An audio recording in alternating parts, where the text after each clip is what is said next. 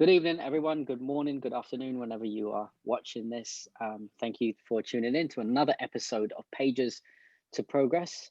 We have been looking at The Problem of Pain by C.S. Lewis. We've been struggling through this scholastic reading of very, very difficult words. I think he probably knows the dictionary in and out, to be honest, by heart. Yeah, he probably doesn't need to look up a single word. Anyway, we've been struggling to get through it, but I like to say we've been succeeding bit by bit. I want to thank John and Dee for coming with me on this crazy journey. We've gone through a couple of books already. You can check out some of those books online. Go to eastsidesda.org/pages to progress, and you'll be able to catch up with all the episodes and see what we're doing. I don't know if you guys have the second book, the next book on you by any chance. Do you have it on your desk or anywhere near you? All right, anyway, the next book that we are going to go and dive into is a book by Ty Gibson called The Sonship of Christ. You can look that up on Amazon and it's readily available. Do I have it here? No, I don't. The Sonship of Christ by Ty Gibson. So we're hoping to look at that within the next, in about 3 weeks. So yeah, prepare for that. You can buy that and join with us on that journey. But today we are going to deal with just a mesh of 2 chapters, human pain. Both of those chapters, C.S. Lewis obviously didn't have enough to write when he finished one chapter. So he named the next chapter Human Pain Continued. So yeah, so let's dive straight in. I'm going to throw it out there. What did you guys think of these couple of chapters? How did you feel reading it? Maybe I'll dive in there with a really robust question. Do you guys, if you had the option to not have pain, would you choose it? I thought about this question. It's a question that came to mind for me, at least. Yeah, okay, so let me just share something. The author talks a lot about how really only through pain and struggle that we really come to God. And,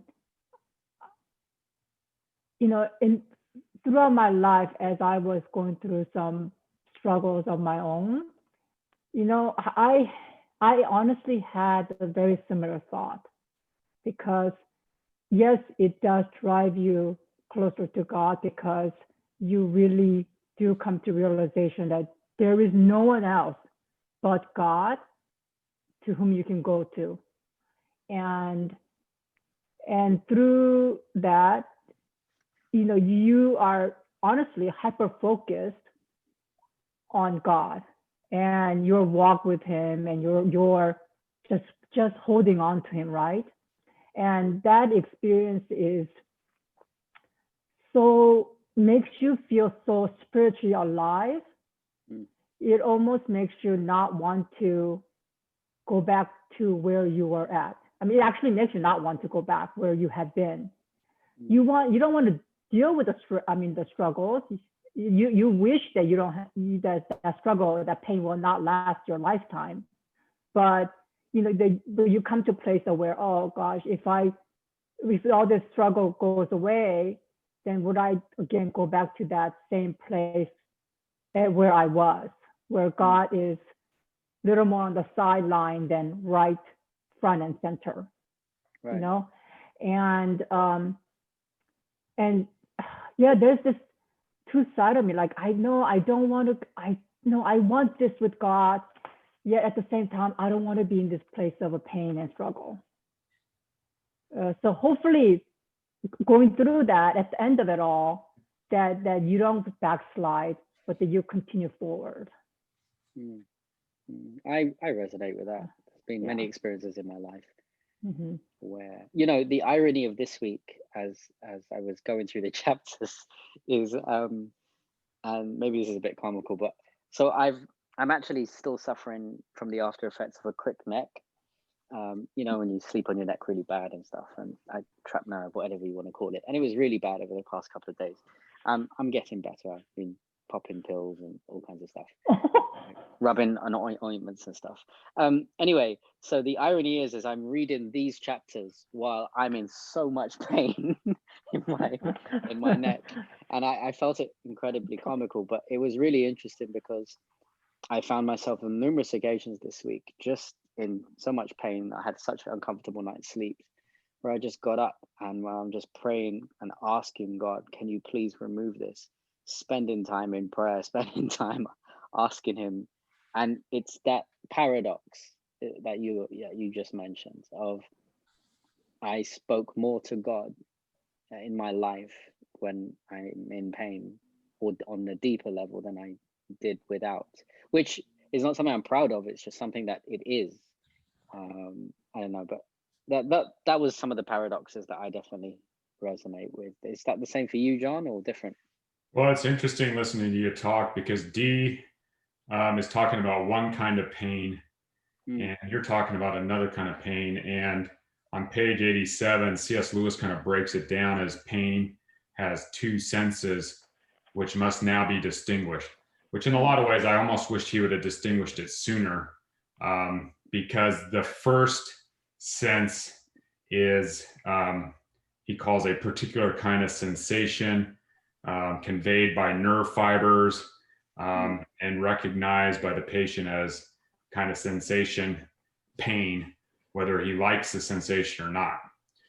That's one type of pain. That kind of sounds like your pain, Sam. Yeah, it does. And then he talks about another kind of sensation and says that it can either be physical or mental, but occurs whether you,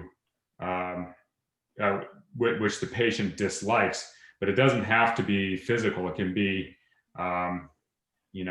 mental, emotional, psychological kind of pain. And I think that's more in line with what he talks about in this book 90% of the time. I mean, it's in line with suffering more than, what we consider physical pain. But I thought it was good for him to break it apart. When Dee was talking, the question you ask is, if we had to choose pain or no pain, which would we choose? And I think anyone that's human would say no pain. But I think when you really think about it, what Dee was talking about is true. It builds you and it leaves you looking back a stronger person. The other side of that he talks about, and I don't know exactly where, I didn't have a chance to look, but he talks about when you don't have this pain and suffering, how you tend to get away from God. And he implies, if not flat out just says, that God uses pain and suffering to get our attention back to Him. And I think that's true. And that's something I've seen in my life. The strongest I felt spiritually was sometimes when I had the most pain and suffering in my life. And a lot of it was, both what Dee said and both what you said, Sam. You're spending a lot more time with God and you're agonizing over this. And I think it does bring you closer to God. And so I would say, like it or not, pain is probably for the best. And I think we can look back and say that. It's hard to say that when you're in the present. He talked a lot about the idea of trying to, what's the words that he used? Render back the will, which we have so long claimed for our own, back to God, which, in other words, I guess of what he was trying to bring across, the idea of one of the greatest pains that I experience is giving over my will to God, because my desire is to be so greatly independent. One of the greatest quotes that really shocked me was on page 91, right at the top. God whispers to us in our pleasures, speaks in our conscience, but shouts in our pain. It is his megaphone to rouse a deaf world. And I've found on many occasions that my struggle and or inability to allow his will to take precedence over my life sometimes has to be punctuated by his megaphone for me to just wake up and realize, because it's a little bit like the father or mother who says to his child, don't go towards the electrical socket, and they say it once softly, and the child heads over it, and then they have to get louder. Don't go towards the come back here. And eventually the child gets so close that the parent flips and shouts, get away from. And anyone who's watching that, if you are easily judgmental as someone who's not a parent like me, who would look at that as like, oh, I won't be a parent like that. I'm not going my kids. You know, we're essentially talking about the dichotomy of parenting a child that does not want to listen and doesn't understand or is ignorant of the fact that this God wants the best for our lives.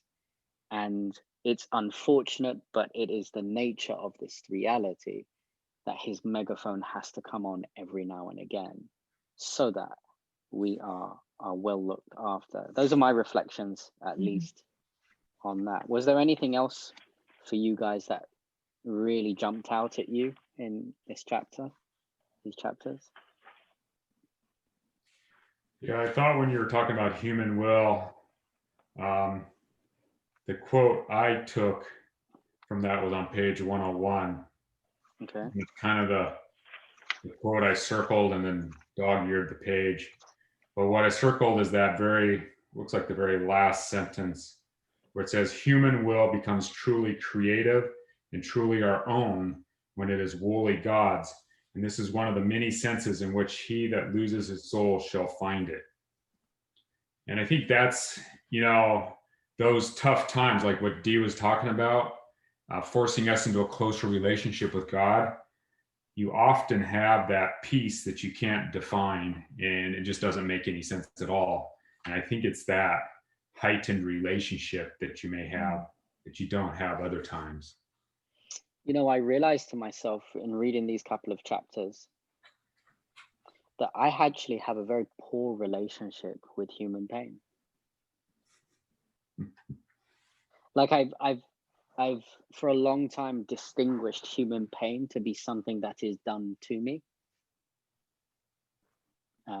Whether it be myself, whether it be God, whether it be someone else, rather than being a characteristic of my humanness. And I realized as I go through a lot of what he was trying to get through, a lot of what he was trying to say, is that part of the reason, and this is what I'm postulating, I think that a lot of people have problem with pain because they have no relationship to it. It's mutually exclusive to them in their minds. It's this thing that is done to them rather than it is part of them that helps construct them and construct their faith and develop that. It's on the map of navigation. It's just there, and it's no one likes to go through it. It's no one signs up for it per se. But I'm reminded of the text where someone comes to Jesus and says, Jesus, I'm going to follow you. I'm going to drop everything. I'm going to follow you. And then he comes back with that cryptic phrase, foxes have holes, birds of the air have nests, but the Son of Man has no place to lay his head. In other words, are you really ready to follow me? Because I'm not going to promise you a happy life. I'm going to promise you, if you want promises, I'll promise you that we're going to be homeless together. Yeah. If you want promises that we're don't guarantee a shelter in this, don't guarantee.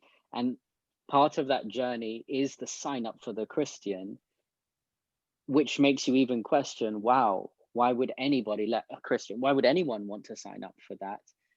Because there must be something on the other side of pain or during that pain, which is so profound that you'll never be able to achieve without it. So yeah, I definitely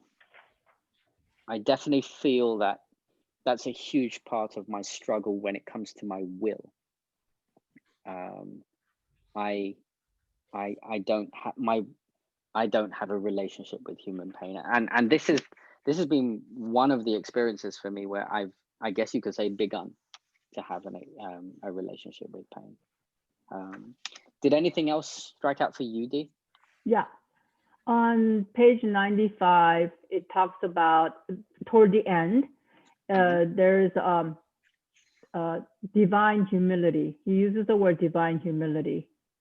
And, he's talking about how God is, still willing to accept us even when we come to him as a last resort. He talks about that on page 96 at the top. That how God is not proud. He stoops down to conquer. And even though we have shown that we prefer everything else but God, he still is there for us when we finally come to a realization that there's nothing better, and that and at that point we go to him, and he accepts us. I mean, I thought it was so beautiful. That divine humility, it's amazing.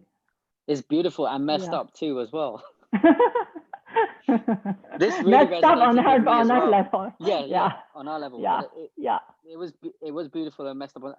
That shocked me as well, reading through that. And I don't know where it is. There's a section where he says, even when we choose God as an alternative to hell. Right, that's on page 96 at the top. Right, right there. Right, it's hardly complimentary to God that we should choose him as an alternative to hell. Yet even this, he accepts us. And I mean, another thing that really shocked me in relation to that was on page 94. We regard God as an airman regards his parachute. It's there for emergencies, but he hopes he'll never have to use it. Like, this is the story of my life. The story of my life. And yet still, even with those mentalities, his love, well, as the Bible says, I quote, his grace is sufficient. Yeah, it's amazing. Yeah, definitely. Yeah. Anything else, guys, that we can reap and pull out from this chapter? Yeah, I kind of liked, this is the last thing for me. It's actually that chapter 7 on page 111, kind of the continued part, which was interesting because he has 6 propositions to kind of fill out his argument about human pain. And they aren't really particularly related, but I like the idea of God can use us either as a son or daughter or as a tool. And it depends on what our relationship with him is. If we have a good relationship with him and our will is lined with his will, then we get treated like a son and daughter. But even if it's not, he can still use, and he calls it this complex good, which is using evil for the good, as only God can do, I guess. But, even if we aren't aligned with him, he can use us if we are being evil to accomplish his will. And I think for me, in a lot of ways, there's some things that are hard to explain in scriptures. And I think especially like the Old Testament, there was a lot of that going on where he would use people that, were just outright pagans to accomplish his will. And I think he even does that today. You run into people all the time that are doing good things for the wrong reasons. And I think that's God led to some degree.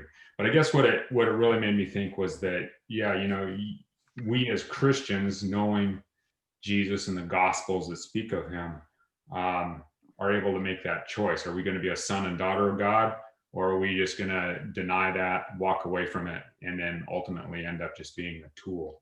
I don't know. For some reason, that struck me as interesting. I actually resonated with that too. It came out for me, and I came out for me in a slightly tangential way. Okay. So I guess you could say my Adventist theology connected with this, especially the idea of being used as a tool. Now I'm going to use a different word. I'm going to use God uses us as evidence. What I mean by that is, in our Adventist theology, we believe that God will eventually be placed on the docks and will be so-called charged for his dealings with humanity, and will be found guilty or not guilty and God will be pronounced just and fair at the end of all of this trial. But the image, and that's where this is where the Adventist theology kind of comes into connection with this whole idea of being a tool. The image I had is, Your Honor, I would like to call Sam Ganguly to the stand to testify. And it's the image of he uses me as evidence to prove to the world that he is in fact a just God, a tool, if you were, right. A means not just for the intricate details of planet Earth and humanity, but for the entire universe, as everybody looks on to see the evidence of his glory and his just. And everyone looks on and hears the entire story of pain interlocking with his providence and his grace and his justice. And that for me is how my Adventist theology really connected with what he had to say on page 111. And the section I highlighted, the crucifixion, right in the middle of the page, the crucifixion itself is the best as well as the worst of all historical events. But the role of Judas remains simply evil. We may apply this first to the problem of other people's suffering. And he goes on to talk about other stuff. I mean, to me, he's invited me to be part of this grandiose plan to declare himself, to reveal his true character to everyone and he's totally transparent about it and say, look, I just need to let you know about how I've organized the books so that you can see I haven't been trying to swindle you. Yeah. And I thought that was pretty amazing. So yeah, that related to me a lot. Any final thoughts, guys? So I think, on page 114, it talks about how suffering is necessary and how God uses it for his plan of redemption, and that we really you can read it because I highlighted it to you. You read it. I thought that was really powerful. Can you read it? Bottom of page 114. If tribulation is a necessary element in redemption, we must anticipate that it will never cease till God sees the world to be either redeemed or no further redeemable. Yeah, and I think for me personally, I've come to that conclusion myself, that I think, we pray so hard for peace and comfort, and it's fine to pray for that. But I think that realizing that there's going to continuously be suffering and pain and discomfort in my life, whether it's due to my own fault or something else, it kind of sort of has prepared my mind to not sit back and expect that my life will be just peaceful and comfortable for the rest of my life. It's one of those things that it's kind of almost out the window now. It's just. So let me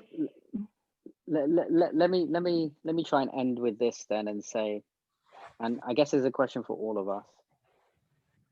I agree with you, Dee, with the idea that it's not wrong to pray for relief.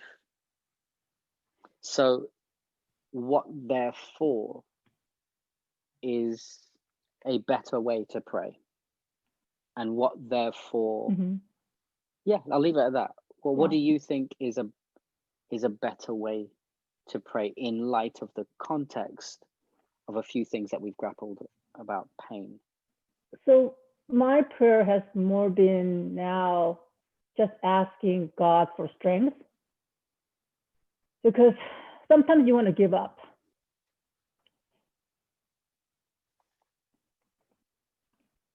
And so just strength to just hold on and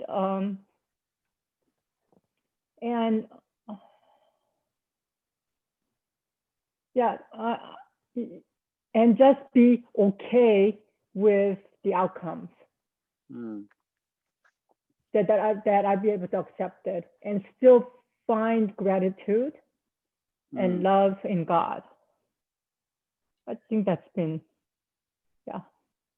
I think a good example of that is the Psalms.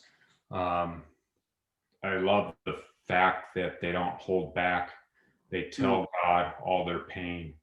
But almost all the songs through that experience eventually get around to recognizing that God is bigger than anything and everything and is more than capable to, be with them and get them through this. Right. And not always take away the pain, but to make sure that the pain isn't something that you have to experience alone.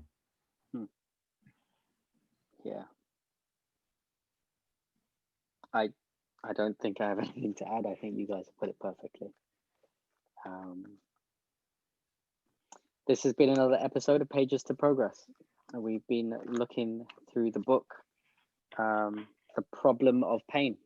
And it has been a somewhat painful read, but it has also been a blessed read at the same time. We're looking forward to go into 2 more chapters next week. You are welcome to join us. The next chapter is entitled Hell, and the chapter after that is entitled Animal Pain. Those are the 2 chapters that we're going to be discussing next week. So we invite you on that journey. Remember, you can jump online to eastsidesta.org/pages to progress. Almost forgot that. Anyway, for us it's Sabbath, so we want to wish you a happy Sabbath. May God bless you and take care. See you later. Bye.